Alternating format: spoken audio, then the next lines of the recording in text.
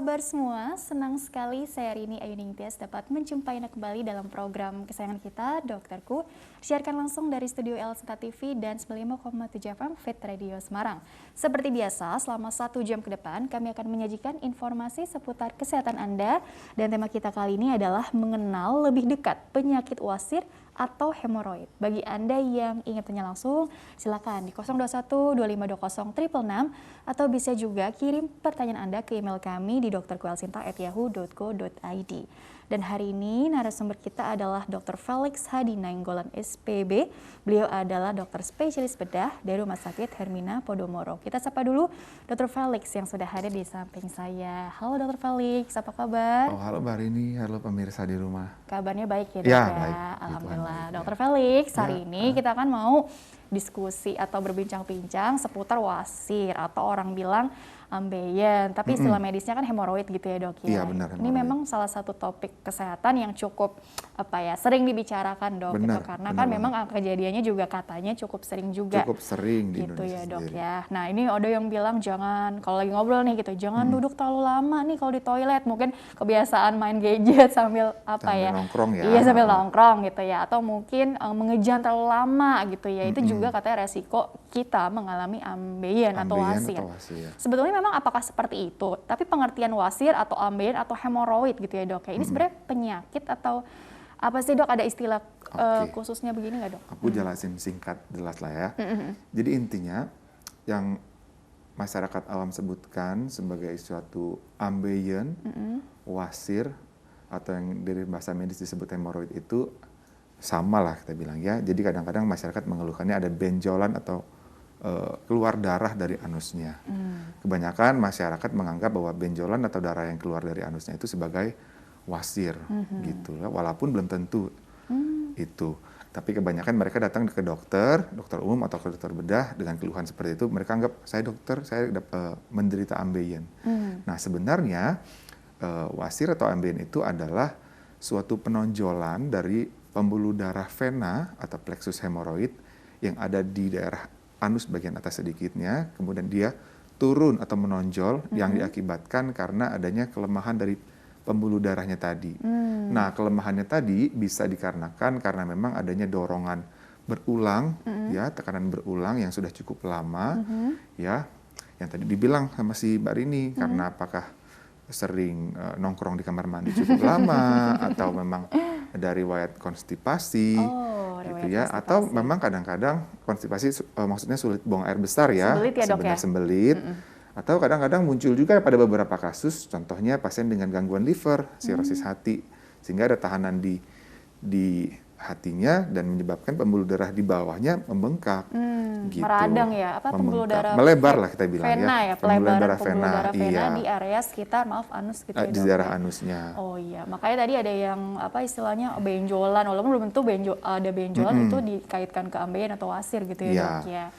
Ada keluhan lain tidak dok? Karena kan ada yang bilang, oh yang mana nih, kan ada yang di dalam, ada yang di luar gitu ya dok, kayak internal eksternal si hemoroid ini sendiri. Nah itu bedanya di mana? Berarti kalau dilihat dari penyebab kan, oke lah tadi ada pelebaran pembuluh darah venanya, peradangan gitu ya dok ya. Faktor resiko tadi juga sempat disinggung sedikit-sedikit gitu ya dok ya. Tapi kalau dilihat dari jenisnya ini sendiri, ada bedanya juga nggak sih dokter yang internal dan eksternal? Kalau pembagian klasifikasi atau perbedaan ada tersendiri ya. Tapi aku mau ngelanjutin sedikit mengenai faktor risiko. Boleh. Jadi untuk terjadinya hemoroid atau wasir tadi sebenarnya bisa dikatakan multifaktorial. Tidak ada satupun dari literatur ilmiah yang menyatakan ini loh karena dia sering makan pedas jadinya hemoroid. Karena dia sering nongkrong udah pasti hemoroid. Jadi semua literatur mengatakan multifaktorial. Makanya penyebabnya bisa berbarengan, bisa juga berbarengan atau bertambah dengan pelan-pelan ya, gitu. Kemudian salah satu faktor yang lain juga contohnya hemoroid itu terjadi juga pada ibu hamil kadang-kadang ya, karena memang volume perutnya bertambah, terjadi penekanan di dalam pembuluh darah perut sehingga melebar juga pada jadi ada penekanan yang agak berlebih lah ya dok ya. Kemudian kalau faktor yang lain dikaitkan juga kadang-kadang secara statistik ditemukan pada pasien-pasien yang keluarganya sudah pernah menderita hemoroid, kadang-kadang di bawahnya juga muncul. pasien penderita hemoroid begitu. Faktor keluarga Faktor gitu keluarga ya, dan juga secara statistik ditemukan memang kalau dibilang laki-laki perempuan mana yang lebih sering mengalami hemoroid sebenarnya sama aja gitu ya.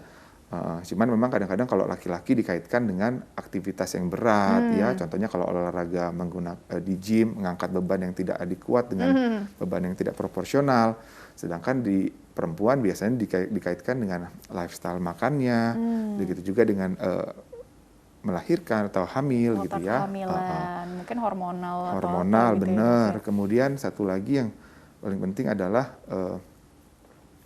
kadang-kadang usia juga ya. Nah, rata-rata sih di atas usia 45 tahun, resiko konstipasinya makin tinggi. Kemudian jadi pembuluh darah itu kan sebenarnya memang ada di lingkaran di anus itu. Cuman kan dia ditopang oleh beberapa jaringan pengikat. Kadang-kadang dengan seiring berjalannya usia, penopang jaringan ikatnya itu tadi atau kolagennya menurun kualitasnya sehingga lebih memudahkan. Iya, makanya memang kebanyakan di atas usia 30 tahun ke atas yang memang menderita hemoroid. Lebih rentan lah ya. Lebih rentan, benar. Ya. Kemudian tadi dilanjutin ya pertanyaan Mbak Rini mengenai klasifikasi nih, pembedaan. Ada yang dibilang hemoroid dalam sama hemoroid luar ya. Itu kan berdasarkan letak sebenarnya.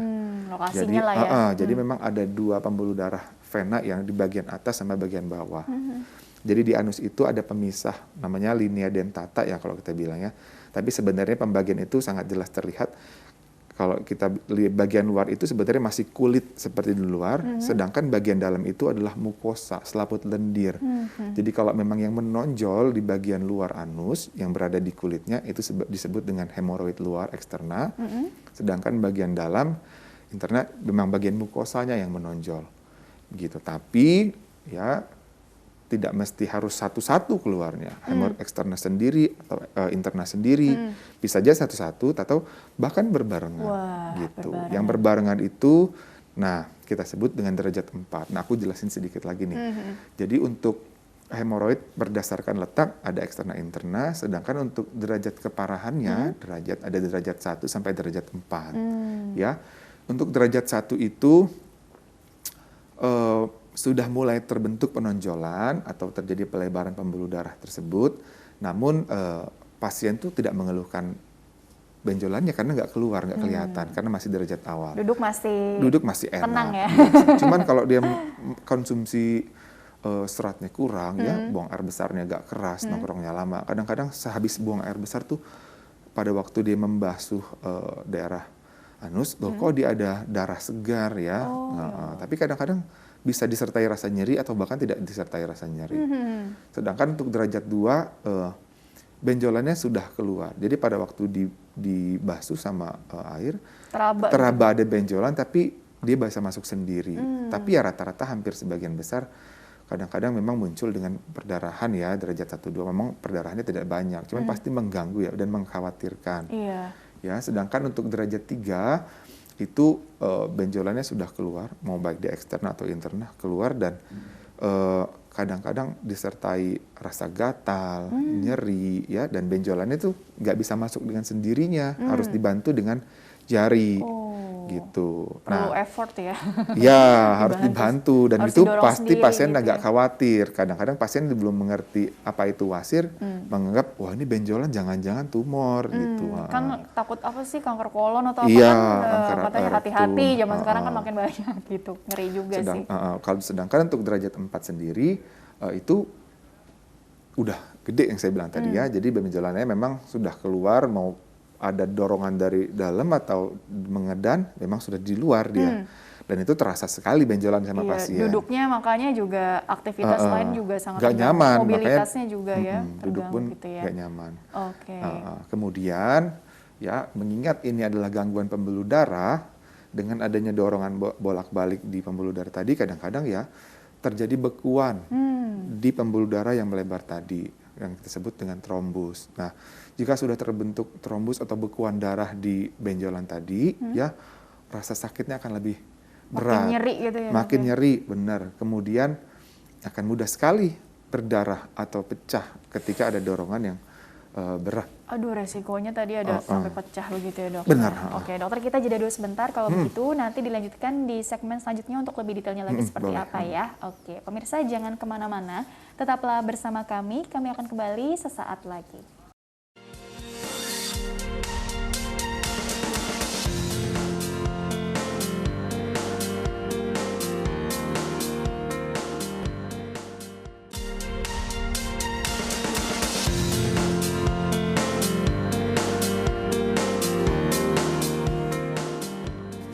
Ya pemirsa, terima kasih Anda masih bersama kami di program Dokterku, masih membahas mengenal lebih dekat penyakit wasir atau hemoroid bersama dengan Dr. Felix Hadi Nainggolan SPB. Beliau adalah dokter spesialis bedah di Rumah Sakit Hermina Podomoro. Bagi Anda yang ingin bertanya, silakan di 021-2520-666 atau kirim pertanyaan Anda ke email kami di drkuelsinta@yahoo.co.id.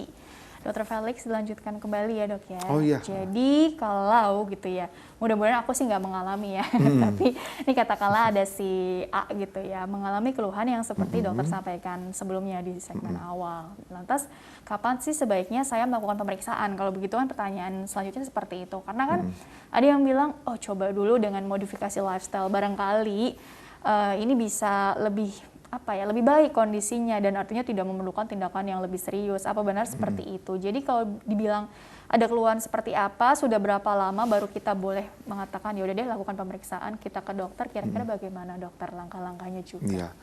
Tadi kembali ke gejala ya, simptom dari si wasir atau hemoroid tadi. Jadi memang pada derajat 1 yang muncul itu adalah rasa nggak nyaman di anus, satu. Yang kedua, kadang terjadi perdarahan. Yang ketiga, yang paling sering adalah benjolan. Ya, tadi kok dijelasin, makin lama si wasir atau ambien dibiarkan dan perubahan pola hidup atau tidak diterapi, kemungkinan besar akan makin berat. Jadi, kapan harus ke dokter, baik ke dokter umum atau ke dokter bedah, sebaiknya memang jika sudah merasakan terganggu atau mulai muncul keluhan yang tadi saya bilang, seharusnya sudah langsung. Gitu. Nggak usah ditunda-tunda. Nggak usah ditunda-tunda, karena harus dipastikan ini benar wasir, ambeien, atau yang lain. Jangan-jangan. Karena sumber perdarahan itu pun bukan hanya dari wasir. Atau rasa gatal di anus juga belum tentu hanya dari wasir. Artinya makin cepat pasien datang, tentu tindakannya pun akan tidak lebih ekstrim atau lebih mudah dikendalikan. Iya, karena kita perlu curiga yang lain juga ya, artinya ada diagnosis banding juga ya dok. Benar. Ya. Kita mikirnya mungkin wasir mah umum gitu ya dok ya. Gampang terus lah, jadi kan, digampangin gitu ya istilahnya, nggak taunya mungkin ada bukan wasir tapi penyakit lain yang gejalanya bisa aja mirip-mirip. Nah, makanya untuk memastikannya kan dilakukan pemeriksaan ya dok ya. Pemeriksaan penunjangnya tuh seperti apa? Ada yang bilang, oh ini saya udah punya pengalaman dimasukkan alatnya gitu ya dok ya melalui anus gitu ya. Nah, apakah benar seperti itu atau mungkin hanya pemeriksaan fisik dilihat aja sebetulnya sudah cukup nampak sih dok? Kira-kira bagaimana dok? Sebenarnya kalau untuk mendiagnosa dari si penyakit ambeien atau hemoroid ini, ya yang pertama itu dari wawancara medis ya, anamnesis kita bilang. Dengan ada riwayat kesulitan buang air besar, kemudian habitnya seperti apa, keluhannya seperti apa, sebenarnya sudah mengarahkan ini lebih ke arah ambien atau bukan. Ya memang dari anamnesis atau wawancara medis ini sebenarnya sudah hampir bisa diketahui ya. Kemudian untuk pemeriksaan fisik sendiri tentu dokter umum atau ahli bedah pun tetap harus melakukan pemeriksaan colok dubur kita bilang ya. Colok dubur itu untuk memastikan benar nggak ada benjolan, dan benjolan itu berasal dari hemoroid atau benjolan dari benjolan yang lain. Sekaligus dilihat apakah ada perlukaan, perdarahan, dan lain-lain. Nah, kemudian jika memang masih belum diketemukan atau ragu, contohnya benjolan tidak ditemui nih, diraba nggak ada, memang masih derajat 1-2, tentu diperlukan alat bantu. Biasanya kita gunakan anoskopi atau proktoskopi untuk melihat secara langsung lingkaran dari anus tadi atau rektum tadi. Kemudian untuk yang lebih advance bisa juga kadang-kadang dilakukan screening kalau di negara negara maju ya dilakukan screening menggunakan Ini endoskopi. Iya, Lebih biasanya mereka terdepan. melakukan medical check up bahkan sampai ke level itu untuk memastikan ada atau tidak kelainan di situ. Oke, atau tadi jadi sebetulnya colok dubur, terus bahkan tadi ada endoskopi istilahnya gitu ya dok ya. Oke, dok, intinya ketika sudah dilakukan pemeriksaan itu kan nanti ya bakal ketahuan lah ya gitu ya dok ya. Terus kemudian solusinya juga lantas seperti apa? Karena kan barangkali derajatnya belum yang 3, 4, tapi sudah mengganggu kualitas hidup pasien menurut pasien tersebut gitu ya. Jadi tindakan dari temannya ini sekali lagi tergantung dari derajatnya tadi atau memang kita lihat keluhan yang dirasakan seberapa mengganggu si beliau ini sebagai apa ya penderita wasiarnya itu sendiri dok. Biasanya memang berbarengan ya antara derajat dengan keluhan yang dirasain. Ya, biasanya kalau derajat 3 tentu rasa nyerinya lebih hebat, perdarahannya lebih mudah ya. Rasa tidak nyaman atau gatal pada waktu duduk itu lebih muncul. Tapi kadang-kadang ya pada derajat 2 bahkan pernah ditemui terjadi perdarahan masif dan hebat yang memerlukan tindakan pembedahan. Jadi sebenarnya tindakan yang diambil untuk pasien di hemoroid ini berdasarkan keluhan yang dirasakan sama pasien. Oke, coba disapa dulu sebentar dokter penelponnya. Oh ya. Iya, halo. Dengan siapa di mana? Iya, silakan dengan siapa, di mana, usia berapa, pertanyaan langsung ya. Saya dengan Agus, usia 50, hampir mau 54. Dari daerah mana? Depok ya, oke. Bapak Agus, 54 dari Depok. Pertanyaannya silakan Pak ke Dr. Felix ya, silakan. Ya, silakan Pak Agus. Selamat pagi Dr. Felix. Selamat pagi Pak Agus. Ya terus dok. Sehat Pak, puji Tuhan. Alhamdulillah ya. Saya mau tanya dokter, saya kan waktu itu pernah makan pedas-pedas gitu ya. Oh iya. Terus tiba-tiba ya nyeri, terus tapi nggak berdarah dok, jadi hemoroidnya interna gitu. Oke. Saya udah lama nyeri gitu, terus apalagi habis BAB itu biasanya sakitnya. Habis BAB terasa nyeri setelah makan pedas-pedas itu ya? Iya. Hemoroid interna. Kambuhnya tuh habis BAB tuh rasa sakit gitu. Mau beraktivitas terganggu, buat duduk juga nggak nyaman. Akhirnya saya nyoba-nyoba pakai herbal gitu ya, minum kapsul yang herbal itu dok.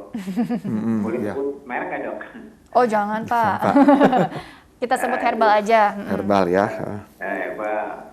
Emang membaik, tapi nanti kambuh lagi dok. Oh gitu ya. Emang nggak sempat berdarah dan tidak keluar gitu, jadi hemoroidnya tetap di dalam gitu, tapi nyerinya ya luar biasa gitu. Oh, tapi gejala tadi agak berkurang gitu ya? Iya. Walaupun hilang, timbul gitu ya Pak ya? Dokter ada yang ditanyakan nggak ke Pak Agus nih seputar riwayat kesehatannya barangkali? Tapi akhirnya saya konsultasi ke apoteker, saya akhirnya minum pakai suppositoria tuh. Oh iya. Yang masuk ke dubur itu. Saya minum sampai 5 hari, satu harinya 2 kali ya. Itu nggak ada perbaikan gitu dok. Ya seperti itu, kambuh lagi. Jadi saat BAB mungkin karena konstipasi gitu ya, jadi sakit lagi gitu. Sampai sekarang saya diemin aja, tapi ya kalau habis BAB kadang-kadang nyeri gitu dok. Itu kenapa ya dok? Oke. Ini berarti sudah berapa lama ya? Sudah berapa lama Pak? Tadi Pak maaf Pak, keluhannya ini? Mungkin udah 3 minggu ada kali.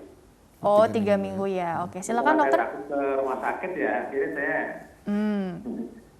Ya karena lagi pandemi gitu ya dok ya. Iya. Takut ke rumah sakit gitu ya. Jadi mungkin jadi cari-cari sendiri gitu ya tadi ya solusinya. Oke, Tidak ada baik. pendarahan gitu dok. Tidak ada pendarahan tapinya. Nyerinya tadi tapi ya. Nyeri, kadang-kadang gatel, kadang-kadang ya nggak nyaman lah buat duduk, buat aktivitas. Iya. Nggak enak. Gitu. Oke, mungkin langsung saja saran untuk Pak Agus ya dok ya. Oh iya, sebentar Silakan. aku boleh tanya Pak Agus? Oke, masih terhubung? Masih dok. Masih, alhamdulillah. Pak Oke, Agus, silakan. memang ada riwayat susah buang air besar Pak? Ya saya sih enggak ya, tapi saya dulu pernah juga hemoroid sampai berdarah pernah. Pernah ada benjolan juga berarti ya? Tapi nggak sempat keluar, tetap nggak normal gitu. Oke. Maksudnya internal terus gitu. Oke dok, oke Pak. Bisa langsung beri tanggapan ya dok ya. Oh iya. Yang pertama tadi kan bapaknya mengeluhkan rasa gatal ya tadi ya, gatal, rasa nyeri. Nyeri setelah ya, BAB. Setelah BAB. Tapi yang satu tadi, pertama Bapak sebutkan karena memang ada konsumsi cabai ya tadi ya. Pedas-pedas, makanan pedas-pedas. Ya. Yang kedua memang karena ada riwayat konstipasinya juga. Sebenarnya kalau dari cerita Bapaknya memang mengarah ke wasir atau hemoroid ya. Mungkin masih derajat 2 kali. Memang kalau memang pernah ada berdarah tapi tanpa ada benjolan sama sekali. Tapi idealnya memang harus dievaluasi lebih lanjut sih Pak Agus ya. Harus dipastikan benjolan itu sebesar apa, derajatnya sebagaimana, atau bahkan yang kita takutkan selain hemoroid ada tambahan yang lain ya. Kalau memang sangat nyeri sekali pada waktu BAB-nya keluar, mungkin apakah ada fisura ani atau perlukaan di daerah anusnya yang memang yang memang membuat Bapak sampai 3 minggu terakhir tidak nyaman sekali gitu loh ya. Ya idealnya memang Pak Agus saya harapkan datang ke rumah sakit agar dipastikan dievaluasi gitu. Kemudian menjawab mengenai konstipasi tadi ya harusnya sih selain dengan obat-obatan supositoria yang sudah diberikan sama apoteker tadi ya idealnya memang diperbaiki kualitas hidupnya baik dari makanannya atau porsi makanannya gitu ya. Tadi kan dibilang mengkonsumsi yang pedas-pedas ya. Aku sempat baca beberapa literatur sebenarnya nggak ada related langsung ya antara konsumsi cabai yang banyak dengan angka kejadian hemoroid. Cuman dikatakan memang dengan konsumsi yang pedas atau cabai yang cukup banyak itu akan meningkatkan mortalitas dari usus, gerakan usus. Pergerakan usus. Iya, pada akhirnya akan meningkatkan dorongan di daerah anus. Itu sebenarnya relasinya. Tapi kalau dibilang secara langsung sih enggak ya dok? Enggak, karena sebagian orang juga banyak yang konsumsi pedas, nggak semuanya terjadi hemoroid. Gitu. Tapi dengan pasien yang punya bakat hemoroid ya, atau faktor-faktor lain kalau ada konstipasinya, ditambah lagi dengan konsumsi yang pedas atau cabai, tentu berpotensi akan lebih meningkatkan terjadinya hemoroid tadi. Jadi memang gitu. Selain modifikasi lifestyle ini mah udah suatu kewajiban lah ya dok ya. Tapi memang dilakukan pemeriksaan tadi ya, karena tadi udah 2 minggu keluhannya, tapi belum berani ke dokter karena lagi pandemi COVID juga kali situasinya ya dok ya. Jadi intinya jangan menunda pemeriksaan juga, yang penting jalani protokol kesehatannya selagi diperiksa ke dokter tersebut, ke rumah sakit. Kemudian juga nanti ada pemeriksaan penunjang barangkali yang diperlukan ya, tergantung dari kasus yang tergantung dari derajat nyerinya tadi ya. Gitu, dari derajatnya. Oke dokter, dilanjutkan kembali dok ya kalau begitu ya dok ya. Sebelumnya ini untuk Pak Agus juga dan juga untuk semua. Jadi kalau dilihat dari hasil pemeriksaan nanti kan pasti ini arahnya kemana nih gitu ya, derajatnya nih yang 1, 2, 3, 4 atau yang interna apa yang eksterna gitu ya dok ya. Kemudian juga nanti solusinya juga bagaimana, karena kan istilahnya kan tadi kita sudah sempat singgung sedikit-sedikit ya dok ya, ada pilihan terapi tergantung dari kasus per kasus. Tapi secara umum tuh bagaimana sih step by stepnya begitu dok kalau kita bicara treatment? Oke, jadi gini, untuk tata laksananya ya berarti ya, sebenarnya saya kan ahli bedah ya, jadi kebanyakan tindakannya operatif. Untuk kasus wasir atau hemoroid ini sendiri, yang membutuhkan tindakan operatif sebenarnya tidak terlalu banyak, sekitar ya 4-10% lah dari populasi. Ya itu pun kalau datang dengan kondisi yang ekstrim, yang nyeri hebat, perdarahan hingga sampai membuat kondisi hemoglobin atau sel darah merahnya turun, HB-nya turun gitu ya, atau sangat mengganggu kualitas hidupnya, gitu. Untuk derajat 1, 2 atau bahkan 3 sebenarnya masih bisa dimodifikasi dengan gaya hidup, ya. Yang pertama tadi dengan konsumsi serat tinggi, gitu ya. Contohnya apa makanan yang serat tinggi? Ya intinya sih sayur sama buah-buahan ya. Oke. Yang sayur paling baik seratnya dibilang secara penelitian sih brokoli, gitu ya, atau kacang-kacangan ya, bisa kacang almond atau kacang hijau ya. Kemudian yang dicegah nih kalau seandainya makanan biasanya yang mengandung ragi sih kalau saya baca. Iya, jadi kayak roti ya, fermentasi keju seperti itu yang sangat low seratnya sebenarnya gitu. Kemudian konsumsi air yang cukup, air putih ya, itu membantu si serat tadi. Selain seratnya tinggi, tapi kalau konsumsi airnya turun juga nggak bisa dengan mudah keluar. Jadi harus semua ya dikombin gitu ya dok? Dikombinasi ya. Kemudian kalau makan buah pun ya jangan dalam bentuk jus. Kalau jus kan cuman hanya air ya yang diminum, air dan gulanya. Sedangkan yang diperlukan sebenarnya ya utuh dari buahnya. Jadi kita kunyah gitu ya. Iya, yang kita kunyah.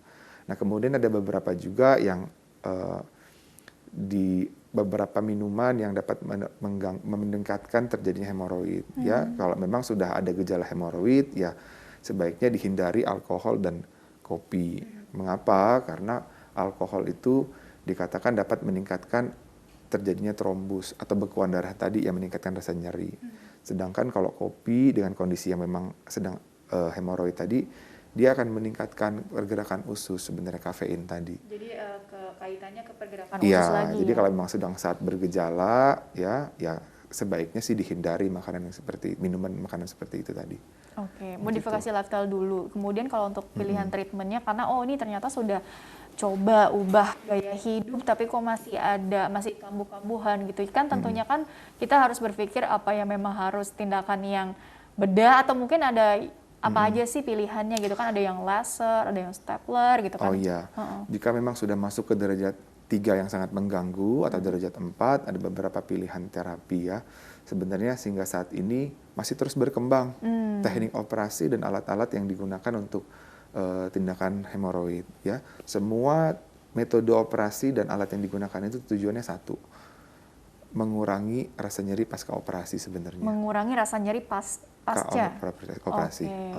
Karena operasi hemoroid itu cukup tidak nyaman ya buat pasien karena ada luka di daerah anus, lubang yang jika buang air besar ada regangan ya. Jadi kalau ada luka memang sangat luar biasa sakitnya. Aduh, sebenarnya. Kebayang sih walaupun belum pernah mengalami. Iya, jadi memang saat ini metode-metode yang digunakan sekarang tujuannya untuk mengurangi rasa nyeri.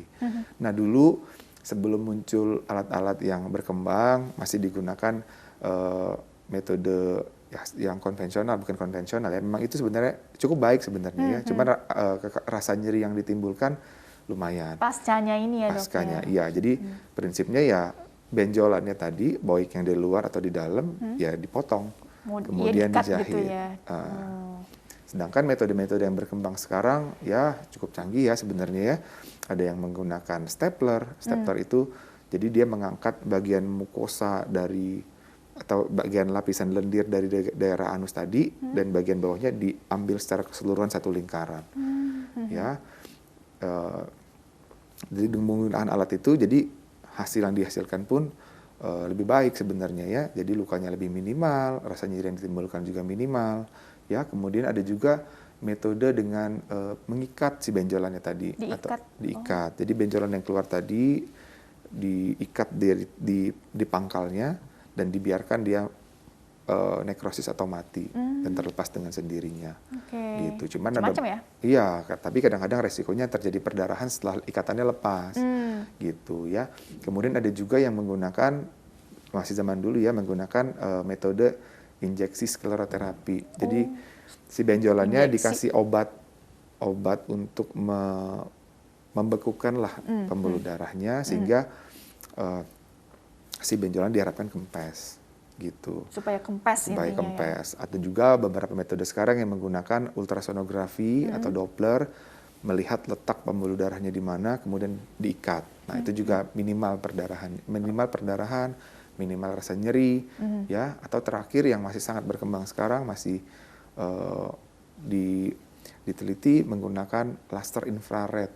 Jadi si benjolannya langsung dimasukkan probe dari laser tadi dan dibakar.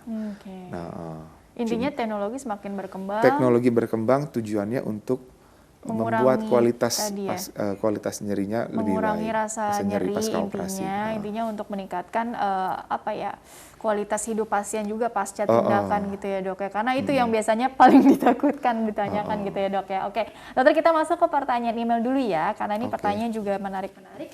Nanti dokter bisa beri tanggapan satu persatu ya dok ya. Jadi bagi pemirsa yang ingin bertanya via email, silakan kirim saja pertanyaan ke email kami di drquelsinta@yahoo.co.id, format lengkap.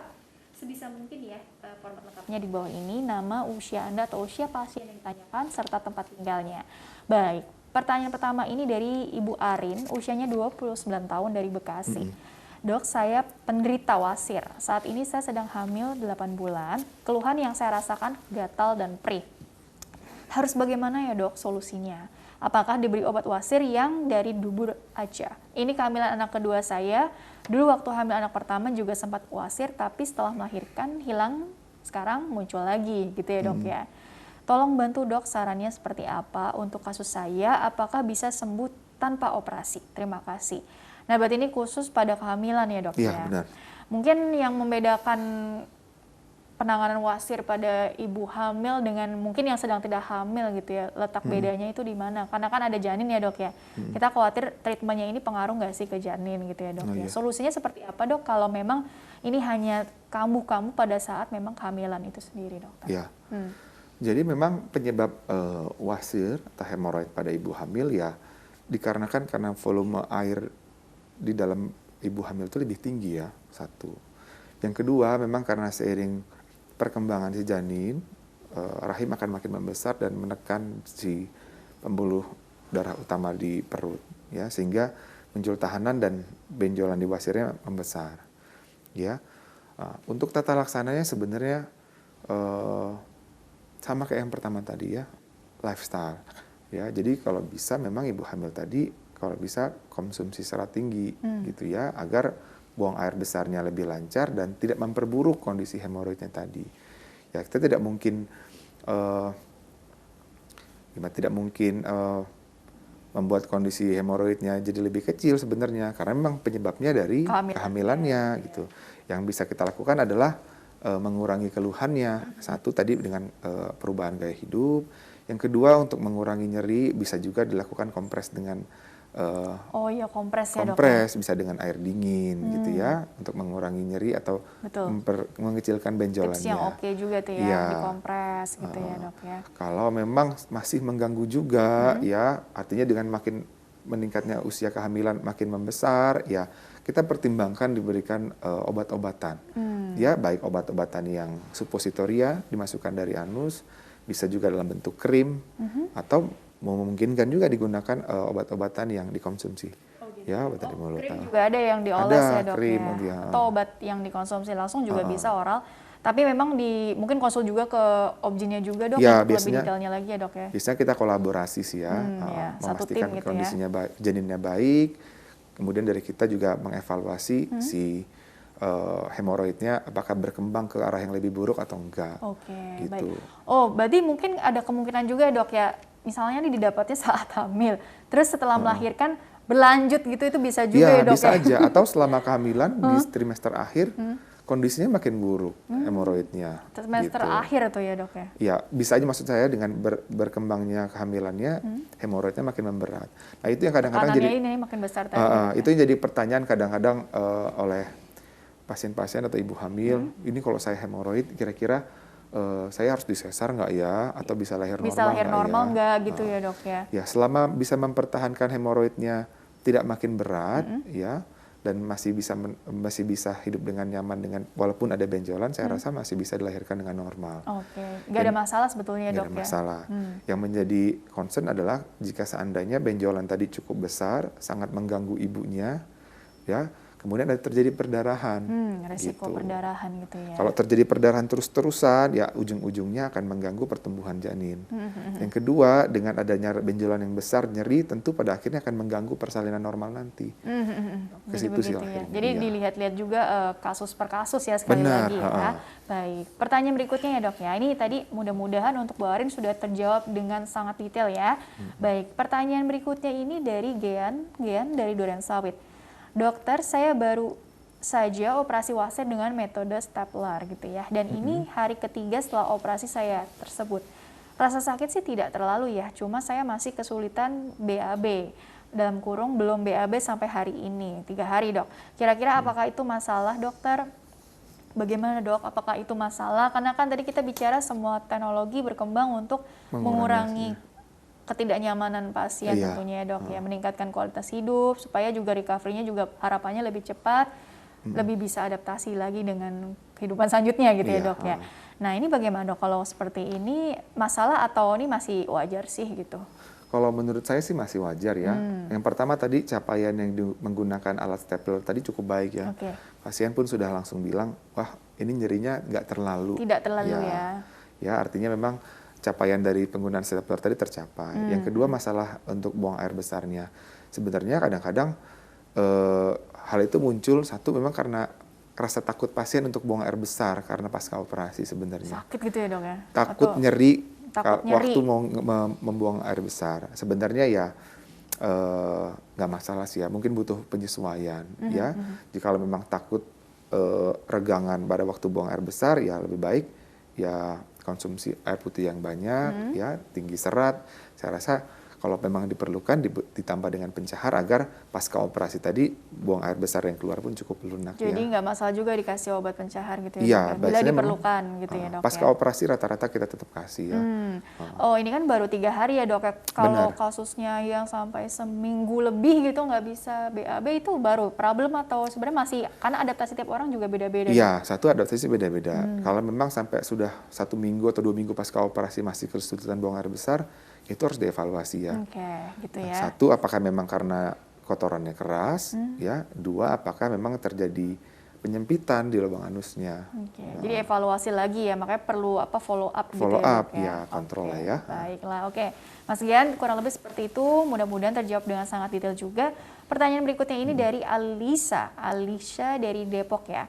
Dok, apakah benar jika wasir kita masih tergolong ringan, seperti hanya berdarah sedikit aja, dan benjolannya juga masih kecil, bisa diobati dengan minum rebusan daun ungu aja? Yang saya baca gitu. Apakah benar dok? Terima kasih. Oke, ini nggak dijelaskan ya pasiennya, Alishanya sendiri atau bukan, dan usianya juga berapa pasiennya, tapi ini bertanya secara umum aja paling ya. Berarti benar nggak sih minum rebusan ini, minum itu, makan itu gitu. Jadi sebetulnya lebih ke mungkin alternatif gitu ya dok ya, selain dari obat-obatan medis gitu ya dok ya. Apa sih, benar nggak sih dok? Mungkin kandungannya apa kan kita nggak tahu gitu ya, tapi apakah ada penelitiannya atau enggak itu kan juga perlu dilihat-lihat lagi gitu ya dok ya. Tanggapan dokter bagaimana dok, mengingat banyak sekali juga artikel-artikel yang berkata coba minum ini, coba konsumsi itu gitu. Bagaimana dok? Untuk daun ungu ini aku juga sebenarnya belum pernah dengar ya. Daun ungu ini apa? Daun ungu itu ya, apa? Memang ada daun ungu ya? Ya. Atau memang daun ungunya bentuknya dari daun manggis, atau memang jelas tumbuhannya apa ya. Memang ada beberapa saat ini yang berkembang herbal menggunakan tumbuh-tumbuhan ya, tujuannya untuk mengurangi proses inflamasi atau radang di darah. Mengurangi peradangan gitu ya, antiinflamasi ya dok ya. Cuman kalau memang tadi waktu pasien tadi sempat mengatakan bahwa derajat masih ringan, belum ada perdarahan, cuma rasa tidak nyaman di anus, yang satu lebih baik diperiksakan dulu sebenarnya. Pastikan ini derajat berapa. Ya, kalau memang masih derajat awal, saya sih tidak menyarankan menggunakan herbal-herbal yang tidak kita ketahui ya sumber ilmiahnya. Lebih baik ya ubah gaya hidup tadi, ya mengurangi jongkok yang terlalu lama di kamar mandi, ya. Yang kedua konsumsi serat tinggi, gitu ya. Nah intinya memperbaiki kualitas hidup sebenarnya cukup. Gitu. Iya, mungkin kalau untuk tadi juga penelpon Pak Agus ya kalau nggak salah juga konsumsi herbal gejala berkurang tapi nggak sembuh total juga gitu ya dok ya. Mungkin kalau untuk mengurangi inflamasinya itu ada kaitannya barangkali ya. Ini perlu apa ya, memang evidence base lebih banyak lagi ya dok ya. Oke dokter, kita jeda dulu sebentar, nanti dilanjutkan di segmen terakhir sekaligus closing statement dari Dr. Felix ya. Oke pemirsa, jangan kemana-mana, tetaplah bersama kami akan kembali setelah pesan-pesan berikut ini.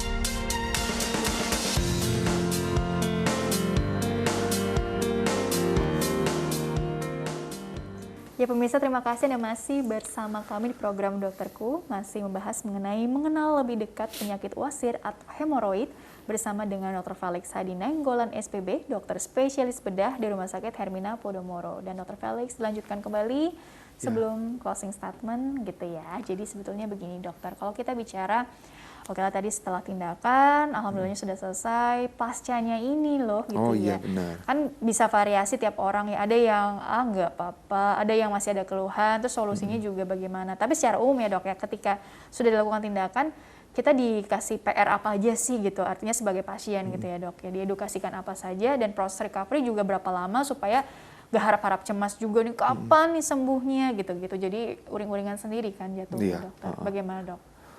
Oke, sebelum operasi kan sudah kita tentukan ini derajat berapa ya.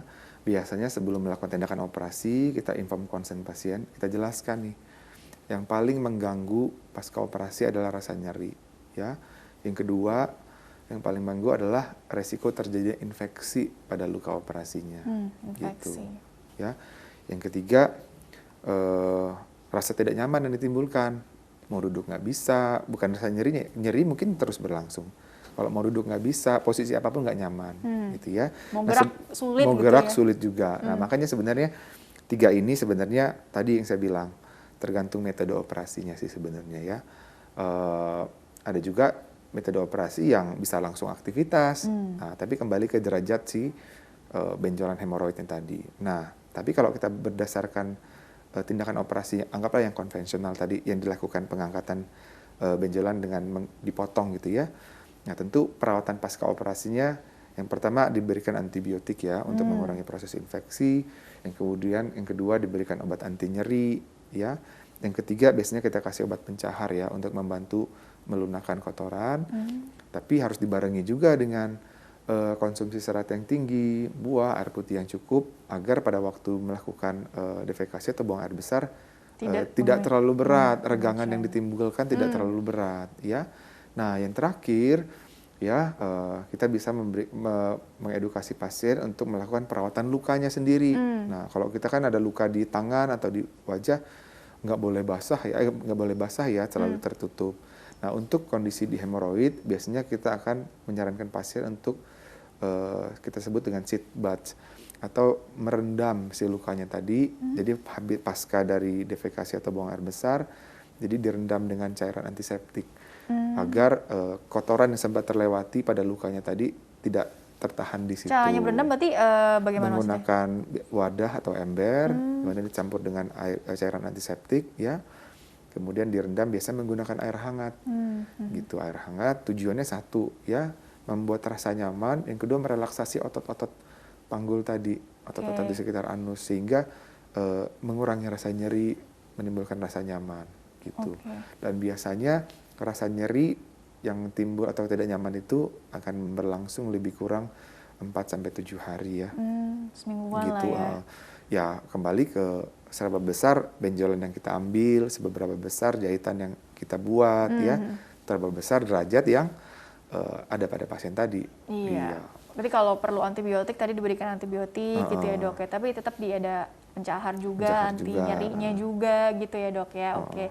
Dan dibarengi dengan modifikasi lifestyle juga ya dok. Iya, intinya dibuat senyaman mungkin lah buat pasien ya. Baik, dan mudah-mudahan nanti kondisi pasien jadi jauh lebih membaik setelah itu ya dok ya.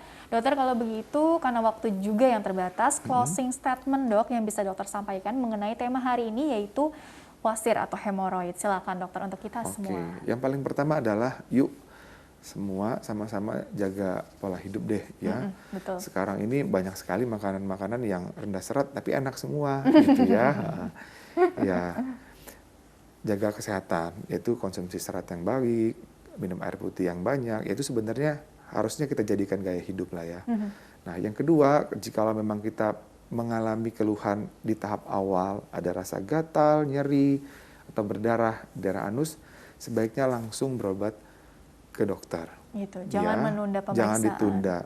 Ya jangan malu deh, kadang-kadang kan malu iya sih. Yang usia-usia 20 tahun ya, kadang-kadang belum berani ngomong ke orang tua, nggak berani, jadi dibiarkan dan akhirnya datang dengan kondisi yang lebih berat. Berlarut-larut gitu. Jadi malah lebih berat gitu lebih berat, ya jangan malu untuk situ. Ya, yang ketiga, yang terakhir adalah bahwa hemoroid ini gampang pengobatannya. Untuk derajat 1, 2, sampai 3 mungkin masih bisa dengan lifestyle ya, dengan konsumsi yang baik. Ya, terakhir untuk operasi pun saat ini cukup berkembang ya. Tindakan operasi pun cukup berkembang dan kualitas hidup yang dihasilkan pasca operasi pun cukup baik. Ya, tapi yang keempat jadinya nih ya.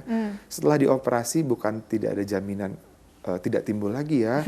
Karena pembuluh darah itu ada di seluruh lingkarannya. Jadi kalau kita operasi sisi yang satu, kalau memang gaya hidupnya masih seperti yang dulu, ya nggak berubah gitu. Nggak berubah, ya faktor-faktor yang segitu banyak tadi masih terus terjadi, ya bisa aja timbul lagi. Ya, gitu. Jadi jaga pola hidupnya ya, jangan lupa ya. Oke, Dr. Felix, terima kasih telah berbagi ilmunya di sini. Mudah-mudahan membawa banyak manfaat untuk orang banyak. Sukses selalu untuk Dr. Felix ya. Oke, dan pemirsa terima kasih juga Anda telah mengikuti program ini. Saya Rini Ayuning Tias beserta seluruh tugas mohon undur diri dari hadapan Anda. Sekian dan sampai jumpa.